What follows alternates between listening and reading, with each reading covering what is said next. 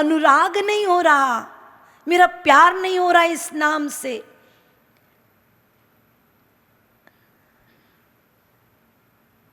So what's the reason why we don't have love for this divine name? What's the reason? What's the reason behind it?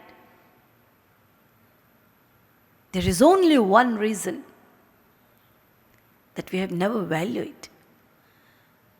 हमने इस भगवान नाम को कभी महत्व नहीं दिया. We have never loved it. हमने कभी प्यार नहीं किया. That's why we are not benefited. इसलिए हमको कोई लाभ नहीं हो रहा. अरे संसार में भी आप किसी वस्तु की वैल्यू नहीं करेंगे तो उससे प्यार भी नहीं होगा. प्यार भी नहीं होगा तो वस्तु डायमंड हो, जब आपको पता ही नहीं वो डायमंड है तो आप उसको छाती से लगाएंगे नहीं, क्योंकि आपको पता ही नहीं वो डायमंड है. तो आपके लिए वो कीमती भी नहीं तो प्यार भी नहीं तो लाभ भी नहीं. सीधी सीधी बात. तो गौरांग महाप्रभु कहते हैं आपने हमारे लिए इतनी खुली छूट दे दी कि कभी भी लो नाम, कैसे भी लो, अंदर लो बाहर लो, जिस अवस्था में लो, कोई अपेक्षा कोई कंडीशन आपने नहीं रखी. फिर भी हम इतने कृतज्ञ हैं कि हमारा आपके नाम के प्रति हे दयालु हे कृपालु अनुराग नहीं बनता. और इसके पश्चात महाप्रभु जी ने फिर विचार किया और फिर उन्होंने अष्टपदी का एक एक श्लोक लिखा जीव के लिए. शुरुआत के जो श्लोक हैं वो साधन भक्ति के हैं और आगे के जो श्लोक हैं वो सिद्धा भक्ति के हैं. तो पहला श्लोक था चेतो दर्पण मार्जनम भवमहा दावाग्नि निर्वापणम श्रेयः कैरव चंद्रिका वितरणम विद्यावधू जीवनम आनंदाम बुद्धिवर्धनम प्रतिपदम पूर्णा मृतास्वादनम सर्वात्मस्नपनम परम विजयते श्री कृष्ण संकीर्तनम चेतो दर्पण मार्जनम.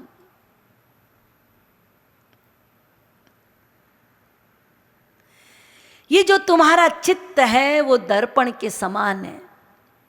This heart is like a mirror. ये चित्त दर्पण के समान है. चेतो दर्पण. तो क्या करना होगा इस दर्पण को? मार्जनम. You have to cleanse it. You have to remove the dirt.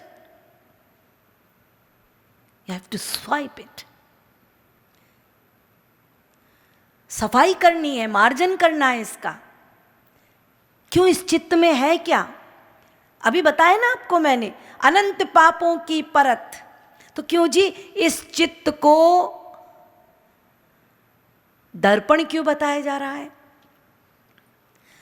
तो गौरांग महाप्रभु कहते हैं कि देखो, दर्पण एक ऐसी वस्तु होती है जिसमें प्रतिफलन क्षमता होती है, रिफ्लेक्शन. कोई भी चीज दर्पण के निकट होती है तो दर्पण में ये क्षमता है कि वो उस वस्तु को प्रतिबिंबित कर देता है, बशर्त है कि वो दर्पण साफ हो. यदि उस दर्पण में धूल है और आप उसके सामने खड़े हैं तो क्या होगा? आप कहेंगे अरे क्या बात है, मैं दिखाई नहीं पड़ता. तो क्या करेंगे आप एक कपड़ा लेंगे, सूखे कपड़े से पोंछेंगे उस धूल को. परंतु धूल कई दिनों की है, मोटी परत. तो क्या करेंगे? सूखे कपड़े से काम नहीं बनेगा. भिगोया हुआ पानी में भीगा कपड़ा लाओ, उससे साफ करो, तब ये साफ होगा. ठीक इसी प्रकार हमारा चित्त केवल एक या दो जन्म के धूल से घिरा हुआ नहीं है. अच्छी मोटी परत है और पहाड़ है पापों का, दुर्वासनाओं का। पहाड़ पहाड़, ये थोड़ा पोछा पाछी से बात नहीं बनने वाली कि एक दो दिन थोड़ा आंसू बहा लिए और सोच रहे हैं हम गोपी विरह को प्राप्त हो गए। अरे पहले ये पहाड़ तो तोड़ो, इसका मर्दन करो, इसको नष्ट करो। तो गौरांग महाप्रभु कह रहे हैं कि ये पापों की परत, ये इसको साफ करना है।